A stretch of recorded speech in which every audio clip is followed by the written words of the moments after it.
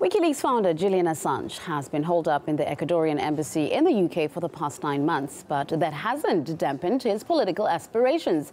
Now the whistleblower has appointed a high-profile campaigner to manage his bid for a seat in the Australian Parliament. That man is former Australian Republican movement head and barrister Greg Barnes, and we can now talk to him live now. Mr. Barnes, what made you take up Julian Assange's campaign?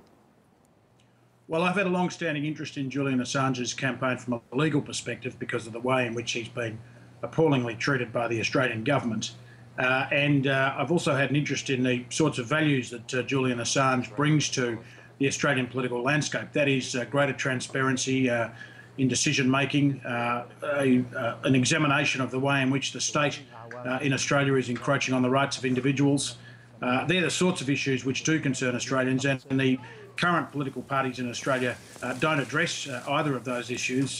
Julian Assange certainly does, and he's got runs on the board, as it were, when it comes to walking the walk and talking the talk through Wikileaks. Before we get to the policies, who's bankrolling this campaign?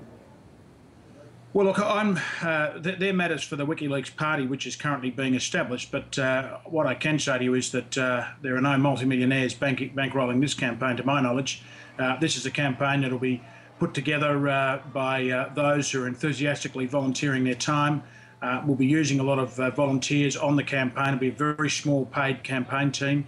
And we'll also be having greater access to the internet, which, of course, particularly for younger voters in Australia, is the primary way in which they obtain information about the political process in Australia. You touched a little bit on what Julian Assange stands for, but let's talk about policies. What could we expect from him as Senator Assange if he wins? And what platform is he running on? Policies are going to be developed over the next few months with Julian and the party, and we'll be rolling those out.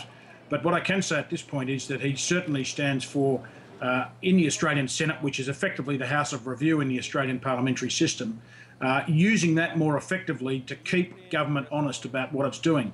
And so not simply rubber stamping government policies, using the Senate as a House of Review to ensure that all available documentation in relation to policies is tabled in the Parliament, that we see when appointments are made, key appointments, government appointments are made, that they're scrutinised properly, but also ensuring that we start to roll back some of the security measures that have been brought in Australia in the post-9/11 environment, where you've seen major invasions by the security services in Australia into the lives of ordinary Australians.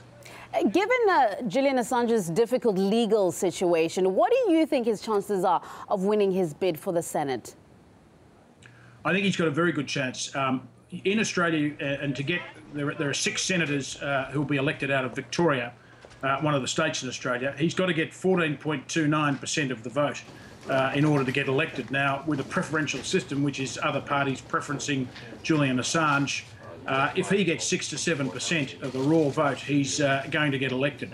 At the moment, he's polling around about 25 to 27%. That is, 25 to 27% of Australians say they would vote for Julian Assange. So he's starting from a very high base, which is going to come down a bit in the context of a campaign, but it's a very good place to start.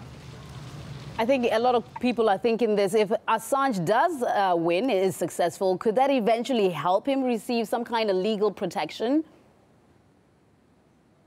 Look, you'd hope that it would, but certainly that's not his motivation.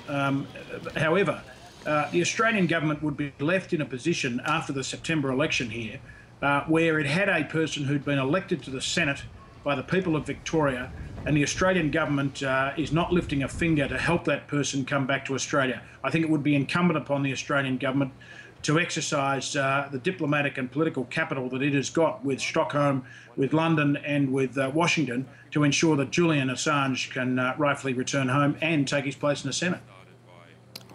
Well, we'll wait and see what happens in those elections. Greg Barnes, Julian Assange's campaign manager and former Australian Republican movement head, thank you for joining us. Thank you.